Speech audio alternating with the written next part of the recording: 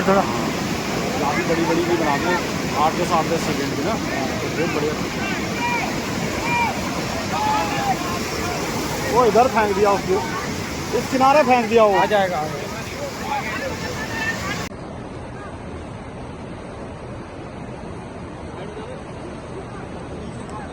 10 के बीच में ये हमें सूचना प्राप्त हुई थी कि ऐसे पूर्णागिरी की तरफ जाने वाली एक मैक्स जो है वो शेखेरदा नाला में कहीं बह गई है। इमीडिएटली हमारा जो लोकल एडमिनिस्ट्रेशन था, हमारी जल पुलिस थी, SDRF थी, हमारी नागरिक पुलिस है, उन्होंने इमीडिएटली रेस्क्यू ऑपरेशन प्रारंभ किया है और हम लोग अभी तक 6 लोगों को रेस्क्यू भी कर पाए हैं इसमें। एक महिला है जो बच्चा है जिसकी जो डेथ हुई है और 2 अभी भी लापता हैं। तो हमारे जितने भी ये फोर्सेज हैं यहाँ पे इस समय निरंतर जो है गश्त कर रही हैं और हम लोग का पूरा प्रयास है कि जो मिसिंग बॉडीज़ हैं उनको रिकवर कर सकें। सभी लोगों को जो हमारा उप जिला चिकित्सालय टनकपुर है वहाँ रेफर किया गया है। अगर कोई पेशेंट सीरियस होंगे तो उनको फिर हायर सेंटर्स पर रेफर किया जाएगा। नमस्कार, मैं चंद्रशेखर जोशी, देवभूमि टुडे में आपका स्वागत है। आज 9 अगस्त है, भारत छोड़ो आंदोलन की सालगिरह, यानी कि अगस्त क्रांति का आज का दिन है और आज नागपंचमी भी है। लेकिन अभी बात ना तो अगस्त क्रांति की होगी और ना नागपंचमी की होगी। आज 9 अगस्त को शुक्रवार के दिन ऊधम सिंह नगर जिले के खटीमा से कुछ लोग माँ पूर्णागिरी देवी के दर्शन करने की तमन्ना के साथ पूर्णागिरी के लिए रवाना होते हैं। लेकिन उनकी देवी दर्शन की तमन्ना है, जो इच्छा है, जो अभिलाषा है, वो अधूरी रह जाती है। इसमें मौसम का बड़ा रोल है या लापरवाही का। ये लापरवाही किसकी है? लेकिन पूर्णागिरी मार्ग पर एक हादसा, और ये हादसा ककराली गेट से बमुश्किल 1 से 1.5 किलोमीटर दूर। एक जीप जिसमें चालक सहित 9 लोग सवार थे दुर्घटनाग्रस्त हो जाती है। जो किरौड़ा नाला है उसके उफान में वो बह जाती है। एक त्रासदी हुई है टनकपुर में, यानी कि 9 अगस्त की सुबह एक जीप टनकपुर से भैरव मंदिर तक, उसमें ऊधम सिंह नगर जिले के खटीमा के कुछ लोग देवी दर्शन के लिए जा रहे थे। जीप में कुल 9 लोग सवार थे, चालक सहित। सुबह करीब 9 बजे के वक्त जीप पूर्णागिरी मार्ग का किरौड़ा नाले के तेज बहाव में एक जीप फंसी और बही। कुल जो 9 लोग थे उसमें से 2 लोग लापता हो गए। 7 लोगों को रिकवर किया गया और 7 लोगों को रिकवर किया पहले अस्पताल लाया गया। लेकिन अस्पताल जाने के दौरान एक बच्ची, 14 साल की बच्ची की मौत हो गई। और अब जानकारी यह आ रही है एक और व्यक्ति, जो 2 लापता थे उनमें से एक 25 साल की महिला, उनकी भी मौत हो चुकी है। तो इस जीप के किरौड़ा नाले में बहने से 2 लोगों की मौत हुई है। ये बेहद त्रासदीपूर्ण घटना है। तो सवाल यह है कि टनकपुर जौलजीबी रोड का ये हिस्सा है, ये शुरुआती बिंदु है। ऐसा क्या हुआ कि मामूली बारिश में 69 मिलीमीटर बारिश, जो सुबह 8 बजे तक का आंकड़ा है पिछले 24 घंटे का, वो था। यद्यपि आज सुबह बारिश लगातार वहाँ हुई, लेकिन क्या इस हादसे को, इस दुर्घटना को टाला जा सकता था? क्या प्रशासन की ओर से ऐसे उपाय किए गए कि दुर्घटना ना होती? तो बचाव के क्या इंतजाम थे? और हादसा होने के बाद प्रशासन का, पुलिस का, जल पुलिस का, SDRF का क्या रिस्पॉन्स था? और स्थानीय लोगों ने, जो जानकारी आई, वो स्थानीय लोगों ने बड़ी सक्रियता से, बहुत मुस्तैदी से तत्काल उसमें राहत का काम किया। और इस वक्त हमारे साथ उस काम को सबसे पहले अंजाम देने वाले, जो बचाव का, राहत का कार्य को अंजाम देने वाले विशाल सिंह जी हैं। नाईगोट ग्राम पंचायत की ग्राम प्रधान भवानी देवी के प्रधान प्रतिनिधि हैं। तो क्या ये पूरा वाक्य है, दुर्घटना, ये जो आए नाले में कैसे बही और उसके बाद ग्रामीणों का क्या रिस्पॉन्स था, तो क्या रहा, और आप लोगों को कब पता चला घटना ये कब की है? घटना का जब की जानकारी जब आप लोगों को लगी तो कैसे आपके रिएक्शन क्या थे? बचाव के लिए क्या इंतजाम किए? आप ये बताइए। उस जगह पे मौके पे फ्रेंड रहते हैं, तो उन्होंने मेरे को तुरंत फोन करा। जैसे ही गाड़ी पलटने वाली थी वैसे ही मेरे को फोन आ गया। जैसे फोन आया तो मैंने तुरंत फायर ब्रिगेड को फोन लगा रहा था, तो 112 में, तो वो ये नंबर दबाओ, वो नंबर दबाओ करे। मैंने कहा लेट हो जाएगा, उसने कहा तत्काल तुरंत भेजो। तो फिर एक फ्रेंड मेरे हनुमानगढ़ी में है, दीपक सिंह मेहर जी ना, तो मैंने उनके ही बगल में ही रहते हैं, जहाँ पर फायर ब्रिगेड है वहीं पर रहते हैं। मैंने कहा तुरंत जाके उनसे कहो कि वहाँ ऐसा ऐसा हो गया, आप लोग पहुंचो। फिर मैंने भी दौड़ लगाई सर, घर से मोटरसाइकिल स्टार्ट करी, बारिश में हम भी दौड़े। तो वो दीपक सिंह भी पीछे से दौड़ के आ गए। तो जिससे कि 4 जो यात्री थे, 4 यात्री 700 मीटर वहां से बह के आ चुके ठहरे। जिस जिस जगह मैक्सी गिरी थी वहां पर से 700 मीटर दूर वो बह के आ गए। अब वहां जाने जैसा नहीं था सर, फिर भी हिम्मत बांधी। वो जो मेरा दोस्त था वो तो तैरने में भी ठीक था, दीपक सिंह नायर जी, उनकी बहुत बड़ी भूमिका रही इसमें। उन्होंने जो है कुछ न देखते हुए कूद गए। फिर थोड़ा हिम्मत मुझे भी आई, थोड़ा मैं भी गया सर। तो मैं आगे को जा नहीं पाया, वो पहुंच गए थे। अब वो बोल रहे थे जिस समय जिस लेडीज की एक की डेथ हुई है वो भी जिंदा थी वहां पे, वो लेकिन मेरी हालत में थी, जिंदा थी। तो वो कह रहे थे कि देखो दो तो बिल्कुल ही होते, तो दो बेचारे थोड़ा बहुत ठीक थे। जो रोना चिल्लाना हो रहा था बचाओ बचाओ, तो वो बचा रहे थे। तो उसके बाद 2-3 लड़के, अमन नाम का लड़का भी आया, वो बोल रहा दादा मैं जानता हूँ तैरना, मैंने जानते हो तो जाओ, रुको मत अभी बचाना है इनको। तो फिर मैंने जितने भी लड़के हमारे तैराक थे जो तैरते थे उनको मैंने फटाफट भिजवाया। और फिर वहां पर हमारे वहां पर एक नायगो का पुल बन रहा है सर, वहां पर पोकलैंड खड़ी थी। पोकलैंड वाले के पास रिक्वेस्ट करी, पोकलैंड वाला फटाक से, फिर पोकलैंड वाले ने भी बात मानी और पोकलैंड डाली। उसके बाद जैसे कि 3 तो वहां से हमने ठीक ठाक निकाले, एक जो है थोड़ी सी सांस थी उसमें, उसके पानी निकाला पेट से, उसको ऑक्सीजन भी देने की कोशिश करी मुंह से, तो वो बेचारी ने वहां पर दम तोड़ दिया। और उसके बाद फिर 2 मैक्सिमम बचे थे। फिर तुरंत हमने शक्तिमान बुलाई, शक्तिमान बुलाने के बाद फिर मैक्स में गए, फिर पोकलैंड वाले से फिर वहां ले गए उनको। हम लोग उसी गाड़ी में गए वहां, फिर रस्सी और पोकलैंड के माध्यम से उनको निकाला वहां से 2 को। एक जिसमें छोटी बच्ची स्कूल पढ़ती है वो थी, और एक जेंट्स थे। 6 तो वहीं पर मिल गए। तो एक जो ड्राइवर थे वो दूसरी जगह मिले। फिर वहां दौड़ लगाई, सब 2 लड़के वहां ले गए। फिर उनको उठा के लाए, 2 उनको जो ड्राइवर था। तो शक्तिवान भी वहीं पे एम्बुलेंस करवाई, शक्तिवान में उनको रखा, फिर एम्बुलेंस आई फिर ले गए। ऐसे करके 7 लोग वहां पर मिले सर। फिर एक की अभी डेड बॉडी मिली थी थोड़ी देर पहले पुल के नीचे, जिस समय आपका फोन आया था उस समय मैं वही था। तो वहाँ डेड बॉडी मिली उन्हें, वो डेड बॉडी भी मिल गई, 8 मिल गए हैं जिसमें से। और उसके बाद गांव वालों का, सभी लोगों का भरपूर, जितने लड़के तैरना जानते थे, मनोज है, अमन है, जितने लड़के ये लोग जानते थे, ये लोग सभी लोग कूद गए थे। सभी लोगों ने सहयोग करा, और बल्कि मेरे कहने पर उन लोगों ने बहुत अच्छा कार्य किया। उनको विशाल जी, तो क्या पुलिस और प्रशासन, SDRF, जल पुलिस, ये घटना के कितने देर बाद वहां पहुंची? ये SDRF साहब 15 से 20 मिनट लग गए, जबकि वहीं पर वो दीपक सिंह बताया के गए थे, वो अपनी तैयारी करने में 15 मिनट के अंदर वो भी आ गए थे। करा उन्होंने भी सहयोग, तो उनका भी रहा, ही सभी लोग लगे मेहनत हुई, काम तो हुआ, करा उन्होंने। लेकिन सर हमारा हर बार का कहना ये है, हर बार बरसात में भी कहते हैं, मेलों के टाइम में भी कहते हैं, प्रशासन से लिखित भी देते हैं कि 2 सिपाही हमारे वहां पर हो जाए तो ये जो हमारे गांव को भी गाड़ियां आती है ना, छोटी कंजेस्टेड सड़कें हैं, तो मेले की गाड़ियां इस तरफ से निकल जाती हैं, उनको रोका जाए। और जो बाहर जैसे नाला आता है उनको रोक दिया जाए। 1 घंटे का नाला आता है सर, 1-1.5 घंटे में तो फिर पानी चले जाता है, फिर आदमी निकल ले। लेकिन वहां पर अगर प्रशासन के 2 सिपाही भी खड़े होते, अगर उन्हें रोके होते तो आज ये दुर्घटना इतनी बड़ी नहीं होती। तो क्या आज ये अगर सुझाव इस जीप को, जो दुर्घटना जो नाले में बही, उफान में बही, तो क्या उसको रोका नहीं गया, या वो उसको रोका गया और रुकी नहीं? पुलिस वहां थी, कोई बैरिकेड वगैरह लगा था? ना उसको रोका नहीं गया सर। उसको वहाँ कोई सिपाही होते तभी तो रोकते, वहाँ तो कोई ठहरा नहीं, प्रशासनिक अधिकारी कोई नहीं थे। तो मतलब अगर वो उसको रोक दिया जाए तो दुर्घटना नहीं।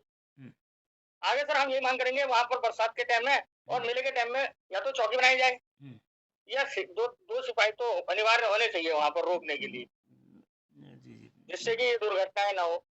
पिछली बार भी एक मोटरसाइकिल वाला कहा था सर वहाँ पे ना, अगर उसको रोक दिया जाता तो वो भी नहीं जाता। ये हर बार का है, और हर बार हम लोग कहते हैं शासन प्रशासन से, लेकिन हमारी कोई सुनवाई होती नहीं।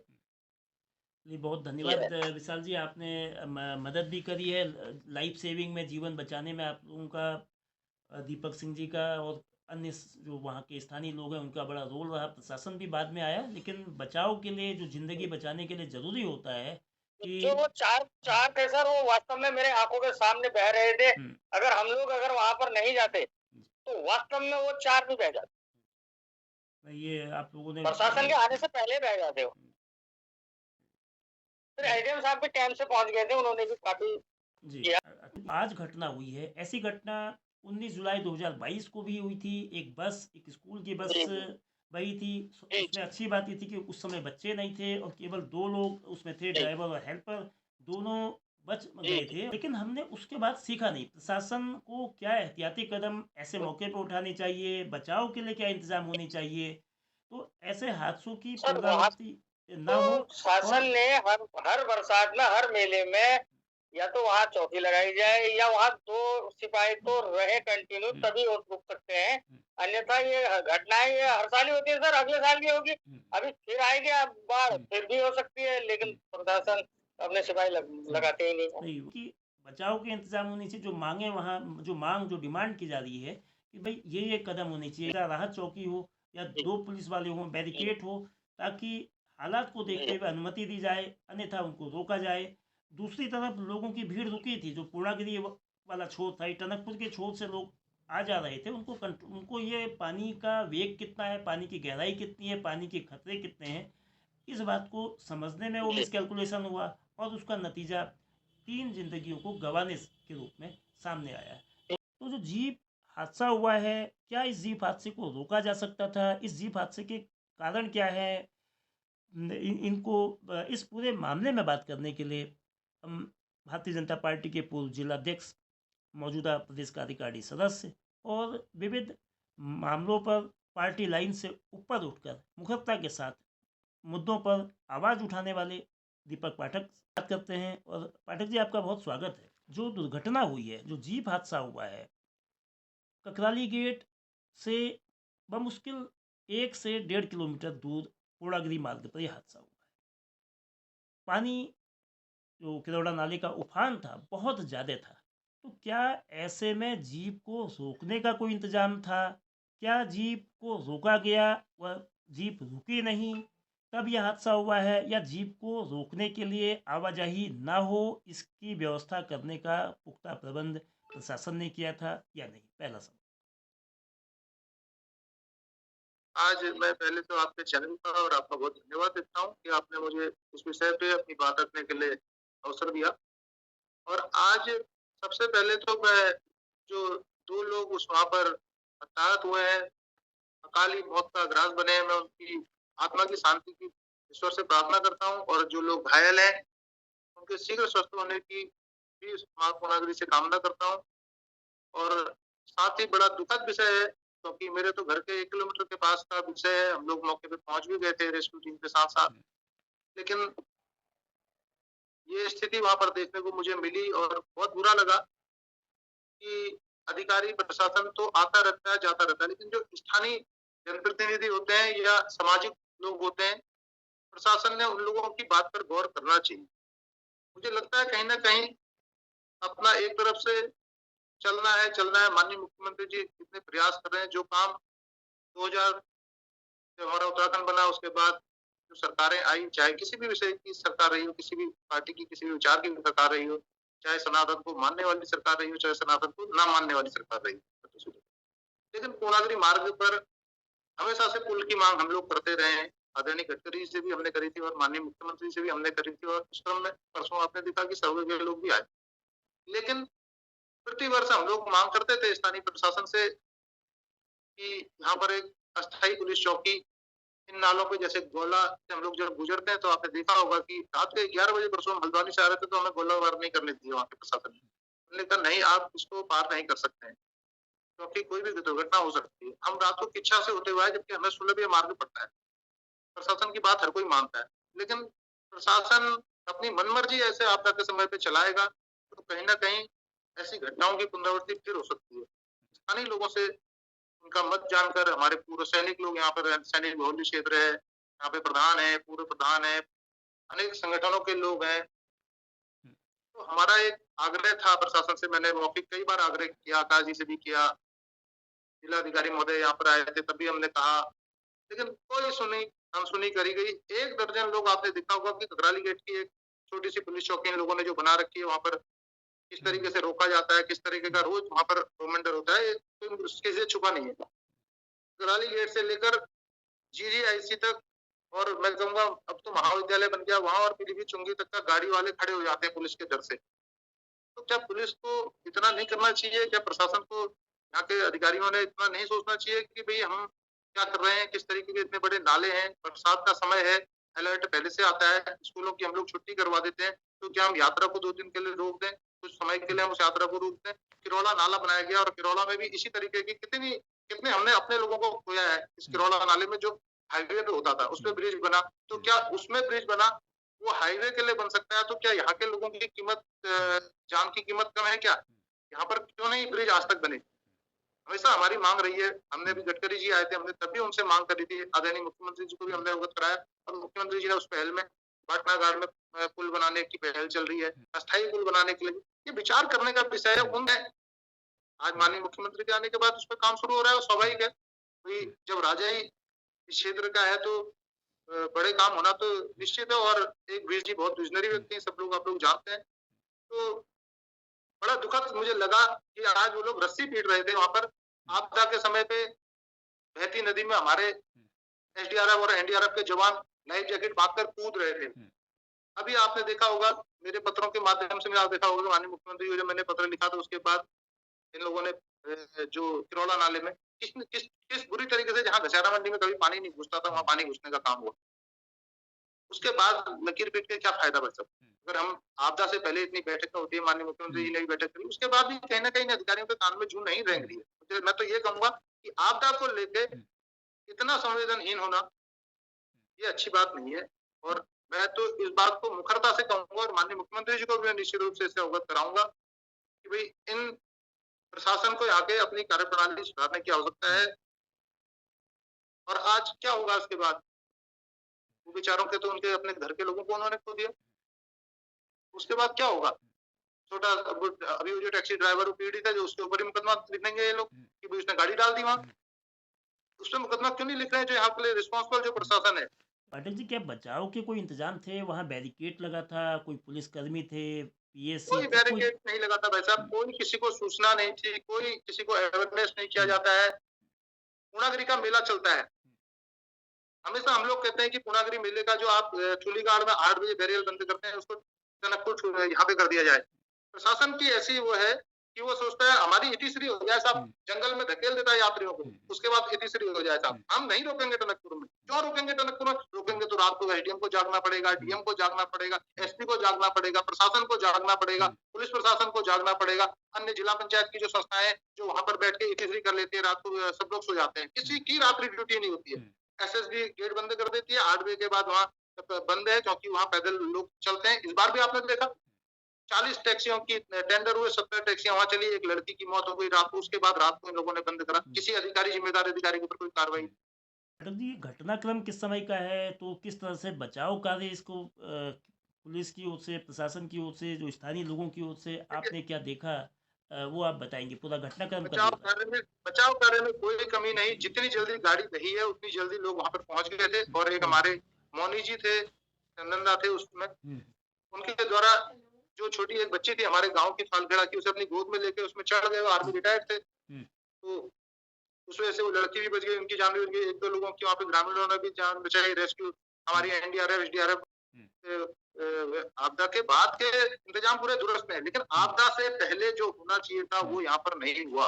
मतलब आपदा से बचाव के लिए इंतजाम नहीं थे, आपदा होने के बाद क्विक रिस्पॉन्स किया, लेकिन होना ये चाहिए कि बचाव के लिए कोशिश की जाए। इस क्षेत्र में कोई दो राय नहीं है। हमारी मेडिकल की टीम भी वहां पर थी, NDRF भी थी, जिलाधिकारी भी थे, हमारे माननीय मुख्यमंत्री जी के प्रतिनिधि भी वहां पर पहुंच गए थे, हमारे संगठन के कार्यकर्ताओं ने भी वहां पर पूरा सहयोग किया, ग्रामीणों ने भी पूरा सहयोग किया, हमारी शक्तिवान गाड़ियां भी वहां पर पहुंची, उन लोगों ने भी पूरा सहयोग किया। वहां पे पोकलैंड जो उसको ड्रेनेज को ठीक कर रही थी, वो पोकलैंड भी थी मौके पर, तो उससे भी बड़ी राहत हमको मिली। तो एक बड़ा हादसा और भी बड़ा हो सकता था ये, क्योंकि 9 लोग उसमें थे, अभी 2 लोग उसमें हताहत हो गए, एक लापता है बच्चा मंगल सिंह। बड़ा विषय है भाई साहब। बरसात से पहले सभी ग्रामीणों ने हमेशा सदैव दिए हैं पिछली बार जो बस का विषय भी मेरी बात हुई थी अभी, तो उसमें भी बात आ रही थी कि प्रधान पिछली बार हमारी बस भी एक, वो तो खाली बस थी, हमारे विद्यालय की बस थी, वो बस में अगर कोई बड़ी दुर्घटना हो सकती है, लेकिन हम कब सीखेंगे, कब समझेंगे? बड़ी-बड़ी बातें, बड़ी-बड़ी बातें करने से मुझे लगता नहीं है कि होगा। अधिकारी को जमीन पे जाकर स्थानीय जनप्रतिनिधियों को, जो माननीय मुख्यमंत्री जी ने परसों बात कही है हल्द्वानी की बैठक में, कि स्थानीय जनप्रतिनिधियों के सुझावों को इनको सुनना पड़ेगा, और वो अगर अमल करने लायक है, लोकतंत्र है, अगर 10 लोग एक बात को कह रहे हैं, अगर माननीय मुख्यमंत्री जी को भी मैं अवगत कराऊंगा कि आपके सामने यस सर करते हैं, और पीठ पीछे काम करने में सबसे नहीं है। आज मतलब जिलाधिकारी नवनीत पांडे वहां पहुंचे थे और 18 तारीख को संभवतः मुख्यमंत्री को अमोड़ी और बंदसा आना है, तो आप लोग उनसे मिलेंगे, तो क्या इस मामले को या ऐसे मामलों को उनके सम्मुख उठाया जाएगा?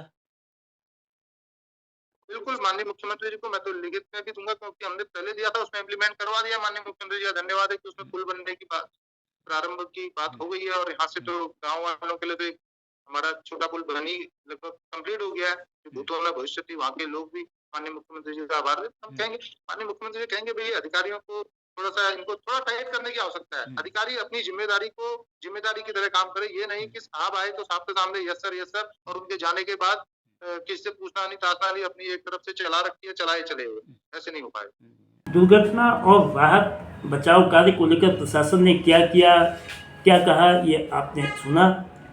प्रत्यक्षदर्शियों ने जो देखा वो कहा, और भारतीय जनता पार्टी के वरिष्ठ नेता दीपक पाठक ने, जो अपने विभाग बोल के जाने जाते हैं, उन्होंने क्या नसीहतें दी वो सबने सुनी। ऐसे में कुछ सवाल उठना भी लाजमी है, कुछ सवाल प्रशासन से पूछे जाने चाहिए। इस वाक्य, इस घटना से पूर्व पिछले महीने ही 7 और 8 जुलाई को चंपावत जिले के मैदानी क्षेत्र बंदसा में भारी बाढ़ आई थी, और उस बाढ़ में एक बच्ची और एक महिला की मौत हुई थी। बाढ़ की भयावहता किस कदर थी, इसको समझने के लिए इतना ही जानना काफ़ी है कि 9 जुलाई को प्रदेश के मुख्यमंत्री चंपावत विधानसभा क्षेत्र के विधायक पुष्कर सिंह धामी ने टनकपुर और बंदसा का दौरा किया था, हवाई सर्वे किया था, और आपदा पीड़ितों के आंसू पूछे। सवाल यह भी है कि प्रशासन जो मानसूनी आपदा है, बरसाती कहर है, मौसमी खतरे हैं, उनको लेकर कितना संजीदा है। इसकी एक वानगी, यानी कि उसकी संजीदगी की एक वानगी ये है कि 1 जुलाई से आज 9 अगस्त तक 10 दिन पहली कक्षा से इंटर तक के विद्यालय और आंगनबाड़ी केंद्र 10 बार बंद हो चुके हैं। ये जो विद्यालय बंद करने का आदेश दिया गया, ये मौसम विभाग की चेतावनी के बाद जारी किया गया, यानी कि मौसम को लेके मोटे तौर पर उसमें संजीदगी दिखती है। लेकिन जहाँ तक नदी नाले और जोखड़ और उसके आसपास के क्षेत्रों की बात है, उन इलाकों में क्या सावधानियां बरती जानी चाहिए थी, इसे लेकर कहीं ना कहीं चूक हुई है। ऐसा भी नहीं है कि जो पूर्णागिरी मार्ग में जो घटना, यानी कि जो दुर्घटना हुई है, ये पहली बार हुई है। इससे पूर्व 19 जुलाई 2022 को एक स्कूल की बस करीब ऐसे ही स्थान पर बह गई थी। गनीमत ये रही थी कि उसमें ड्राइवर और हेल्पर थे, दोनों बाल बच गए थे। तो इसमें जाहिर है इन तमाम मसलों को देखते हुए कुछ सवाल जो ज़रूरी हैं और उनके उत्तर, उनका समाधान भी आवश्यक है। क्यों ऐसे स्थान पर जहां अकस्मात नदी नालों का पानी आता है, उन स्थानों पर बचाव के पुख्ता प्रबंध क्यों नहीं किए गए? पुलिसकर्मी या पीआरडी जवान की तैनाती क्यों नहीं की गई? वाहनों की आवाजाही को रोकने के लिए अगर पुलिसकर्मी को तैनात न किया जा सकता था, तो कोई बैरिकेडिंग या कोई इस तरह की वैकल्पिक व्यवस्था जो लोगों को रोकने के लिए क्यों नहीं की गई? अगर ऐसा किया गया होता तो आज 9 अगस्त की सुबह जो दुर्घटना हुई, खटीमा के जो लोग, उसमें 2 लोगों की अब तक मौत हो चुकी है, 12 साल का एक बच्चा लापता है, तो ऐसी नौबत संभवतः नहीं आती। क्या अब इस हादसे के बाद प्रशासन कोई सबक लेगा या अगले सबक का इंतज़ार होगा?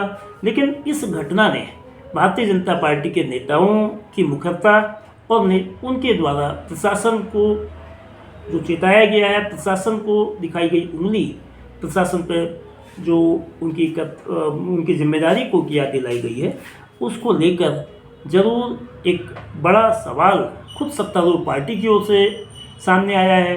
क्या प्रशासन की कार्यशैली, अभी चूँकि मानसून 30 सितंबर का वक्त 1.5 महीने से अधिक का समय बाकी है, तो आगे हादसा ना हो, आगे ऐसे खतरे ना हो, मैदान और पहाड़ दोनों स्थानों पर इस तरह के जो अंदेशे हैं वो जगह जगह हैं, और बचाव के लिए छोटे छोटे लेकिन असरकारक कदम उठाने ज़रूरी है, ताकि लोगों की ज़िंदगी इस तरह से अकाल मौत के रूप में तब्दील ना हो।